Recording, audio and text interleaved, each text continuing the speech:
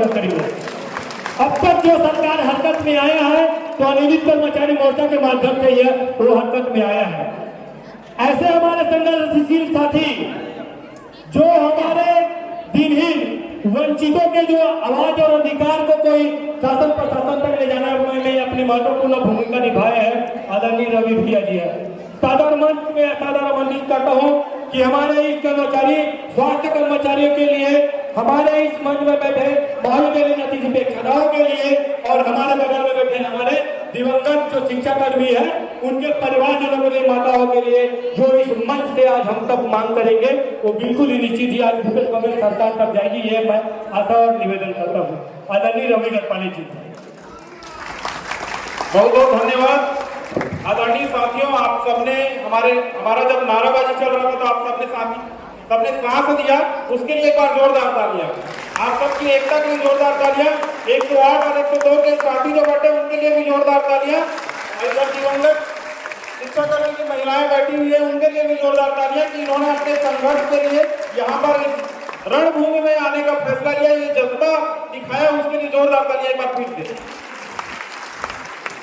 साथियों, आपको बताना चाहूंगा, पहले तो मैं अपना परिचय देना चाहूंगा। वैसे तो बहुत सारे लोग जानते हैं लेकिन फिर भी बताना चाहूंगा कि छत्तीसगढ़ संयुक्त अनियमित कर्मचारी महासंघ जो है वो 50 संगठनों का प्रतिनिधित्व करने वाला एक संगठन है, जिसमें अलग अलग विभागों के, जैसे आप लोगों का उच्च शिक्षा विभाग है उसका एक संगठन है अतिथि व्याख्याता संघ, ऐसे ही 50 अलग अलग संगठनों के मिल के एक संयुक्त मंच बना है, उसका प्रदेश अध्यक्ष मैं हूं, मेरा नाम रवि गढ़पाले। साथियों, अब आप सोच रहे होंगे कि ये 50 संगठनों के प्रदेश अध्यक्ष अगर हैं तो इनकी कुल संख्या कितनी होगी, तो 2.5 लाख से भी ज्यादा हमारे साथ साथी हैं। 2.5 लाख की कर्मचारियों की संख्या है और लगातार हम अपने मंच पे अलग अलग तरीके से आवाज उठाते आए हैं और सरकार और प्रशासन हमेशा हमारी आवाज को दबाता आया है। उसका छोटा सा उदाहरण दूंगा और शायद आप लोगों के संघर्षों में आने वाले समय में वो काम आएगा, उस चीज को थोड़ा समझिएगा। जब हम लोग आंदोलन किए हैं तब ये पुलिस प्रशासन और सामान्य प्रशासन और ये सरकार थर-थर कांपी है और थर-थर डरलाई है। उसका उदाहरण मैं देना चाहूंगा, रायपुर का ऐसा कोई थाना नहीं होगा जहां मेरे खिलाफ FIR दर्ज नहीं है। गोल बाजार थाना, अगर रायपुर का आप घूमोगे तो सबसे पहले अगर यूनिवर्सिटी आप लोग उच्च शिक्षा से आते हैं, विश्वविद्यालय से अगर इधर आएंगे तो सबसे पहले कौन सा थाना पड़ता है, आजाद चौक थाना पड़ता है ना, आजाद चौक थाना। तो आजाद चौक थाना में भी मेरे खिलाफ FIR दर्ज। थोड़ा सा इधर आओगे, रवि भवन से घुसोगे, इधर गोल बाजार थाना, गोल बाजार पड़ता है, गोल बाजार कहाँ होगा आप लोग, वहां भी पता कर लेना, 3-3 धारा लगा हुआ है, 3-3 धारा गोल बाजार थाने में भी FIR। थोड़ा सा और आगे आओगे बुढ़ातला पुलिस से गोल घूमना है तो क्या पड़ेगा आपका, सिटी कोर्ट वाली, वहां भी मेरे नाम से FIR दर्ज। और जेल भी जाके आया हूं आप लोगों के लिए, याद है, कुछ लोगों को पता होगा, 4 दिन तक सरकार में जेल में रखा था आप लोगों की आवाज उठाता हूं करके। इतनी थर-थर कांपती है और आंदोलन तभी सफल होता है और वही संगठन आगे जाता है। जब तक आपका FIR दर्ज नहीं होगा तब तक ये मत मानिए कि आप लोगों की आवाज वहां तक पहुंच रही है। हम लोगों ने ये संघर्ष किया है, अपना FIR दर्ज कराया है, जेल तक गए हैं, तब जाके इस गूंगी बहरी अंधी सरकार तक अपनी आवाज वहां पहुंचाए। बहुत सारे लोगों की मांग सरकार ने पूरी भी की लेकिन बहुत सारे लोगों की मांग अभी तक पूरी नहीं हो पाई है। उसके लिए आप सभी लोग आए हैं और मैं मानता हूं कि जो घोषणा पत्र में इन्होंने लिखा था, क्या लिखा था आप लोगों को मालूम होगा, घोषणा पत्र में मालूम है ना, उसने ये लिखा था कि हमारी कांग्रेस पार्टी की सरकार बनेगी तो नियमित किए जाएंगे सभी अनियमित कर्मचारी। वोटिंग देखे थे आप लोग, TS सिंहदेव जी हमारे मंच पे आए थे, हम ही लोगों का मंच था, उस मंच में आके क्या बोले थे, कांग्रेस पार्टी की सरकार बना दो, मुख्यमंत्री कोई भी बने 10 दिन के अंदर नियमितीकरण होगा करके बोले। उस समय नेता प्रतिपक्ष हुआ करते थे, कैबिनेट मंत्री का दर्जा था। और एक और बात बताता हूँ, भूपेश बघेल जी मुख्यमंत्री बनते हैं, 2018 में मुख्यमंत्री बनते हैं, 2019 में 14 फरवरी 2019 को हमारे मंच पे छत्तीसगढ़ संयुक्त अनियमित कर्मचारी महासंघ का वो मंच था, जैसे आप लोगों का ये मंच सजा हुआ है, ऐसे ही कर्मचारी संगठन का हम लोगों ने मंच बनाया मुख्यमंत्री स्वयं हमारे मंच में आए थे। आप लोगों के पास वो वीडियो होगा, उस वीडियो को सुनिएगा। उसमें उन्होंने क्या कहा था? उसने कहा था कि इस साल हम किसान के कर्जा माफी करे हैं, 10,000 करोड़ रुपए कर्जा माफी में चल दी। तो दोनों भी बैठ जाइए, तो निमितीकरण नहीं कर पाए, बोले थे, आप लोग सुने होंगे। तो अगले साल करबो करके बोलेंगे। तो आप सब जन पढ़े लिखे हो, 108 102 वाला मन भी पढ़े लिखे हैं। अगले साल का मतलब क्या होता है? 2019 के बाद कहाँ आते? 2020 आई, तो 2020 निकल गए, 2021 भी निकल गए, 2022 भी निकल गया, 23 निकलने वाला है। लेकिन भूपेश बघेल लबरा के वो अगला साल नहीं आया है, वो अगला साल अभी तक नहीं आया। साथियों, हमारे बगल में दिवंगत शिक्षाकर्मी के दीदी मन बैठे हैं, इनका संघर्ष का भी मैं सलाम करता हूँ। इनका जो साथी मन जोरदार तालियां पर आओ बजाओ इनका संघर्ष से हम सब मन ला सीखना चाहिए। इनकर आंदोलन ला दबाए पर जो यहाँ के मेयर है ढेबर, जो मेयर है रायपुर के, वो ये चेतावनी दे रही प्रशासन मन ला कि ए मन ला उठा के फेंक दो, यहाँ ले बूढ़ा तालाब में उठा के फेंक दो, मैं दीवार चुनवा दूंगा। तो लैला मजनू है कि वो जो दीवार में या सलीम है या अनारकली है जो दीवार चुनवा दोगे। किसका शासन चल रहा है? ये लोकतंत्र है कि राजतंत्र है? कि कोई अगर अपनी मांग करने के लिए आया है तो दीवार चुनवा दो, इनको वहीं से उठवा दो। इस तरीके की चीजें हुई है, दीदी लोग जानती हैं। दीदी लोग जिस संघर्ष किए हैं, ऐसे परिस्थिति में दीदी लोगों को संघर्ष करना पड़ता है। तो ये अपने घर से सक्षम ना होने के बाद भी अगर यहाँ बैठी हैं, तो इनके जज्बे को मैं बार बार नमन करता हूँ कि इस तरीके का संघर्ष इन्होंने किया है। ठीक है, इनकी बातें मुख्यमंत्री तक भी गई, और वहां भी भाई भूपेश है तो भरोसा है, लेकिन भूपेश है तो धोखा है, और वही धोखा इन लोगों के साथ हुआ। दीदी लोग मुख्यमंत्री से मिल के आए, आश्वासन मिला, लेकिन कुछ भी इन लोगों को नहीं मिल पाया। तो आज फिर ये दीदी लोग आए हैं। अब आप लोगों की बात मैं आपको बताना चाहूंगा। मध्य प्रदेश में यहाँ पर मैं फोटो देख रहा हूँ, यहाँ पर शिवराज सिंह चौहान जी का पोस्टर आप लोगों के हाथ में होगा, और बाकी लोगों के बारे में मैं बताऊंगा कि यहाँ पर अतिथि व्याख्याताओं को क्या क्या सौगातें मिली है। तो यहाँ पर मुख्य रूप से 50,000 रुपए तक आप लोगों को वेतन दिया जाएगा प्रति माह। ये घोषणा वहां पर मध्य प्रदेश में करते हैं। वहां पर शासकीय सेवकों के समान अवकाश की सुविधा मिलेगी, स्थानांतरण किया जाएगा, 25% पद पर अतिथि विद्वानों को आरक्षित होंगे। उसके साथ साथ आपका मुख्य रूप से जो रिक्त पद में भर्ती होगी, वहां पर आप लोगों को मौका दिया जाएगा। ये केवल आप लोगों के लिए मध्य प्रदेश में किया, ऐसा नहीं है। मैं छोटे छोटे और संगठन के बारे में बताऊंगा तो आप लोग दंग रह जाएंगे कि मध्य प्रदेश हमसे कितना आगे निकल चुका है। ये छत्तीसगढ़ पूरे धन संपदा से, पूरे खनिज संसाधन से भरपूर उपजाऊ भूमि से बना हुआ है, लेकिन यहाँ के लोगों को जानबूझ के गरीब बनाया गया है। ये सरकार की गलती, इस सरकार ने बनाया है। सरकार ये नहीं चाहती कि आप लोग अमीर हो, आपके जेब में पैसा जाए। आपको बताऊं, जो सबसे छोटा कर्मचारी होता है, हम सब के बीच में अगर कोई सबसे छोटा कर्मचारी होता है, तो स्कूल में जो मध्याह्न भोजन बनाते हैं, जो रसोइया लोग होते हैं, वो सबसे छोटा कर्मचारी होता है। कितना रुपये वेतन है मालूम है? छत्तीसगढ़ में 1500 रुपये मिलता है मात्र महीने का, ना दिन का नहीं। महीने का 1500 रुपये मिलता है वो रसोइया दीदी लोग। और मध्य प्रदेश में कितना मिलता है? 4,000 रुपये। 4,000। एक जैसा काम, एक जैसा विभाग और एक जैसे कर्मचारी, लेकिन छत्तीसगढ़ में 1500 रुपये मुश्किल मिल रहा है और वहां पर 4,000 रुपये मिल रहा है। वैसे स्कूल सफाई के जो कर्मचारी हैं, उनको यहाँ 3,000 भी नहीं मिलता, वहाँ 6,000 से ऊपर मिलता है। मैं एक बड़ी बात और बताना चाहूंगा।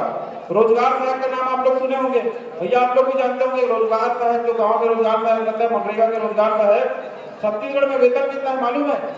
किसी को 5,000 है, किसी को 6,000 है। और मध्य प्रदेश का सुनोगे तो दर्द हो जाकर बोले कि मैं अभी जाकर मध्य प्रदेश में पढ़ने चल जाता हूँ करके। यहाँ सब चीज छोड़ छाड़ के एमपी भागना पड़ेगा आप लोगों को। 3 गुना वेतन है, 3 गुना। यहाँ 6,000 है, वहाँ 18,000 रुपए दे रहे शिवराज सिंह चौहान। 18,000 रुपए महीना रोजगार सहायक को मिल रहा है। मुझे तो बहुत बड़ा दुख होता है कि अटल बिहारी वाजपेयी ने जो छत्तीसगढ़ बनाया था 1 नवंबर 2000 को, छत्तीसगढ़ की घोषणा की थी कि छत्तीसगढ़ एक नया राज्य बनेगा, पूरे संसाधन यहाँ पर है, पूरे मिनरल्स यहाँ पर है, ऊर्जा की राजधानी यहाँ पर कोरबा है, नदियां हैं यहाँ पर। इसके जो संसाधन का उपयोग यहाँ के लोगों में होगा, लेकिन मुझे नहीं लगता कि मध्य प्रदेश जहाँ कुछ भी नहीं, आप देखेंगे ना मिनरल है ना उतनी नदियां हैं, केवल घना जंगल है, उसके अलावा कुछ नहीं मिलेगा। लेकिन छत्तीसगढ़ के किसी भी कोने में जाओ, बस्तर में जाओगे तो पूरा लोहा ही लोहा है, कोरबा बिलासपुर तरफ जाओगे पूरा कोयला है, और बीच में आप देखेंगे तो इतना धान होता है, धान के कटोरा के नाम से जाना जाता है, किसान का प्रदेश है। लेकिन यहाँ पर केवल छलावा के अलावा इन राजनेताओं ने कुछ नहीं किया है। आपने देखा होगा कि पीएससी का जो घोटाला हुआ है या व्यापक में जितने भी एग्जाम होते हैं, वहाँ किन लोगों की नियुक्तियां हो रही पिछले 5 साल में अगर देखोगे तो, अगर आप कांग्रेस पार्टी के बेटा बेटी हैं तो ये मान के चलिए आपका सीट पक्का अतिथि व्याख्याता से सीधा असिस्टेंट प्रोफेसर बन जाओगे। मेरे साथियों, हमारे बीच में हमारे आम आदमी पार्टी के बहुत ही विधायक कार्यकर्ता श्री विजय झा पधार चुके हैं।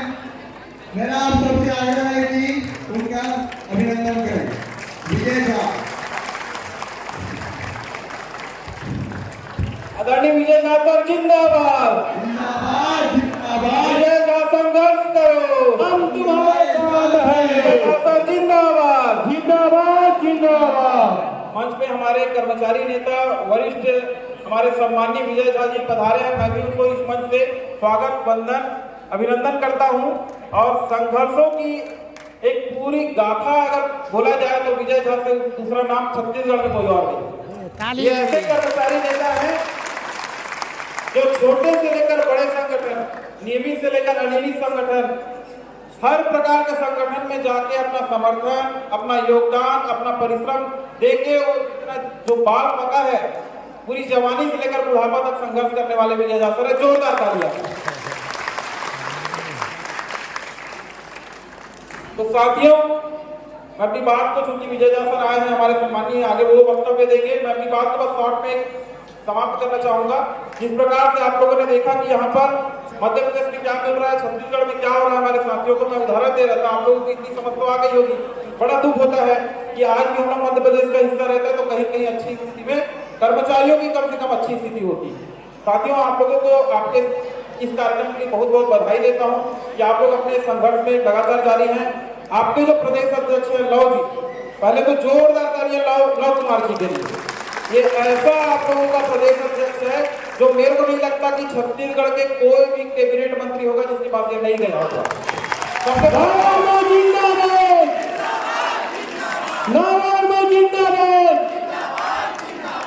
अब कैबिनेट मंत्री तो छोड़ो, सारे विधायकों के पास भी गया है। और तो और इस राज्य का जो प्रथम नागरिक है, राज्यपाल के पास भी जाके आए हैं।